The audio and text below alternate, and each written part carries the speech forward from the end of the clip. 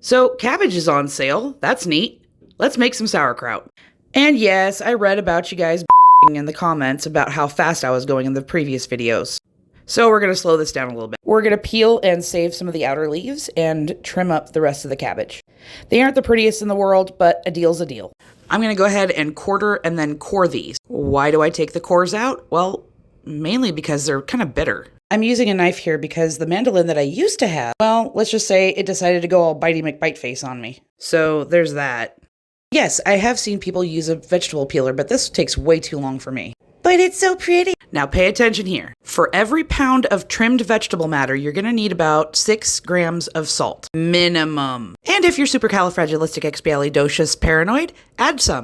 Next up, we're going to make some brine. 2 quarts to 83 grams of salt. Now we're just going to barely bring it up to a simmer to make sure that the salt is dissolved. And then we're going to remove it, let it cool. This stove came with the house, so up about me using electric. We're going to toss and massage the cabbage every half hour for about 2 hours. And then we're going to wring it out and fill our jar. And then we're going to tamp it down and keep filling it and tamping it down. This process is very tedious, but we're basically trying to squeeze out as much juice as possible. Now, why on earth would we want to do that? Because this is not nearly as salty as the brine will be. And the salt in the brine helps to keep harmful bacteria out. The main goal is to keep the cabbage submerged by about 2 to 3 inches. So we're going to fold up one of the cleaner leaves that we peeled off earlier, and we're going to weigh it down.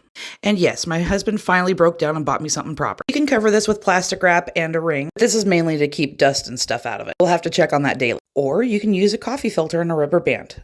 Personally, I like to be able to see if there's any floaters at the top. This one I'm going to have to lift its skirt every once in a while. And look, we have salty cabbage juice for later. It's supposed to help out with digestion, but whatever. I'm putting this in a dark place, and we'll see you next week.